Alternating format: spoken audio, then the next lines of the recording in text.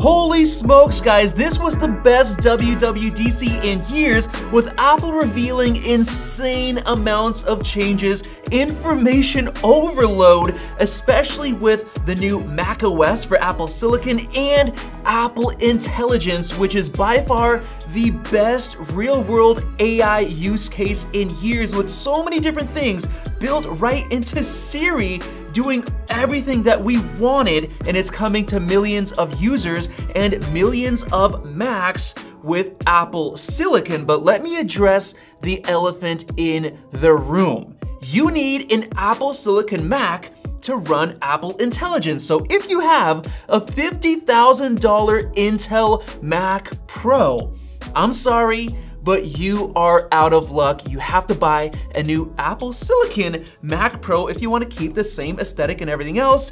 And unfortunately, let me address this, I was wrong. We did not get the M4 Ultra Mac Studio, so we have to wait even longer. So in this video, I'm gonna dive deep and tell you guys exactly when to expect the new M4 Max and which ones to expect first, as well as the M4 Ultra Max that are coming later. So let's get started by saying that Mark Gurman was completely right. He had so many of these new Apple Intelligence leaks early. He was correct on tons of them. He definitely has some of the best sources out there because he basically leaked so many features. He had them right, especially the Apple Intelligence name, which I gotta say is pretty dang clever from Apple. And it's so impressive because I thought that they were gonna rely on ChatGPT and OpenAI for all of their new AI features, but no, most of it is Apple's own brand new AI with privacy in mind on device. And they even made their own servers using Apple Silicon, which will probably be the M2 Ultra like we had leaked, so that it stays secure and none of your data is stored. So I can't wait to test those features out with the new macOS Sequoia. We're gonna be downloading the beta, so definitely subscribe right now so you don't miss out on our beta videos. But now let's get into the M4 Max and when they're gonna be coming. Since Mark Gurman was so right about so many different things with WWDC, I think that his timeline for the M4 Max is probably going to be correct. But first, I want to show you guys the best MagSafe wireless chargers for your iPhone from our sponsor ESR, the #1 brand of MagSafe accessories on Amazon, including their Qi 2 mini wireless charger, which matches Apple's official 15-watt charging speed, but for less than half the price, only 17 bucks, and it has a nylon braided cable, so it's better than Apple's charger. They also have their super compact 3-in-1 travel charging station that offers full speed official Qi 2 15-watt wireless charging for your iPhone, as well as full speed made for Apple 5-watt charging for your Apple Watch, and a dedicated charging pad for your AirPods. And it's only 0.63 inches when folded up, so it easily fits into the convenient travel bag alongside the included charger and cable. But my favorite part is that the Apple Watch puck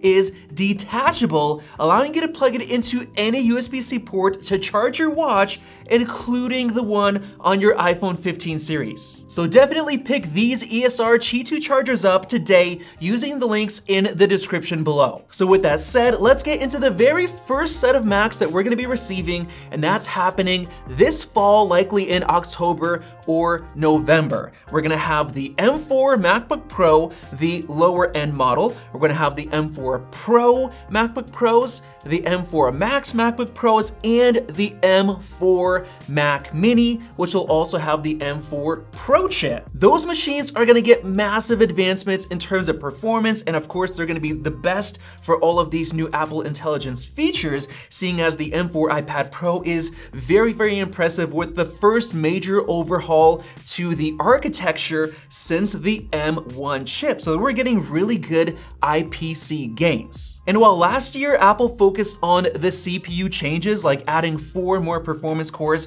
to the M3 Max, I believe the M4 family of chips, at least the higher end ones, will focus on the GPU, adding new cores. And one thing that Mark Gurman mentioned is that previously Apple would actually skip some Mac upgrades, like they skipped the M3 Mac Mini. They never gave us that. And before that, they skipped the M2 iMac.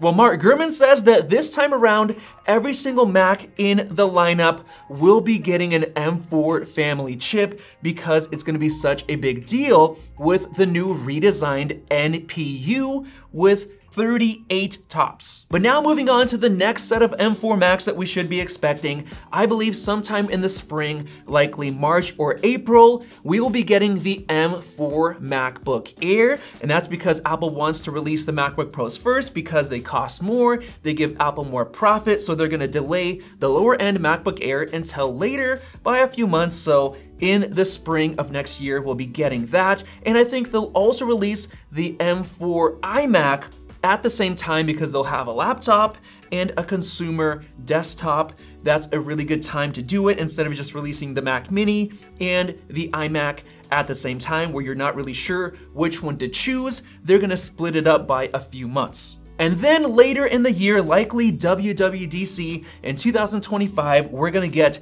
the M4 Ultra chip for the Mac Studio and the Mac Pro. Now that's completely the opposite of what I was expecting because I thought it makes sense to release the M4 Ultra right away in those higher end desktops and reverse their strategy entirely so the newest chip tech comes on the most expensive Macs first with the highest profit margins before it slowly comes down to the MacBook Pros, the MacBook Air, the lower end desktop Macs. That way, the higher end Mac Studio and Mac Pro always get the best tech first so they can avoid the issue that happened with the M2 Ultra Mac Studio and Mac Pro that we have right now, which quickly got outdated by the M3 Max MacBook Pro, which is actually faster in multiple ways than the M2 Ultra because of ray tracing and other features. So right now, nobody really wants to buy the M2 Ultra Mac Studio and Mac Pro. So let's say you have an Intel Mac Pro that you spent a lot of money on and you really want to use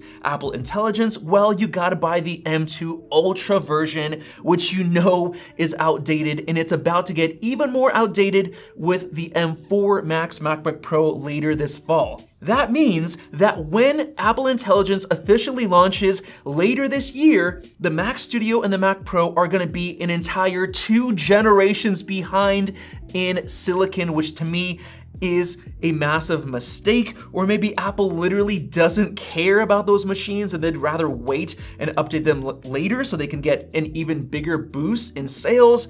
I'm not sure what's going on within Apple, but who knows, maybe there's a chance that come December, they're gonna be like, hey, what the heck, let's just release everything all at once. Let's do all the MacBook Pros and the Mac Studio and Mac Pro a little bit later in December. Maybe they're gonna do that, but I don't think so. I think Mark Gurman is gonna be right again because he has proven that he knows what he's talking about with this WWDC. So with that said, I'd say that if you want to use the Apple Intelligence features and you don't have an Apple Silicon Mac yet, like let's say you're using the 27-inch iMac or the old iMac Pro or the Intel Mac Pro, I would probably wait a little while longer because Apple Intelligence is not launching till later this year anyway. So definitely wait for those M4 MacBook Pros to launch or the M4 Pro Mac Mini, which is going to be more than powerful enough. I think that would be a really good option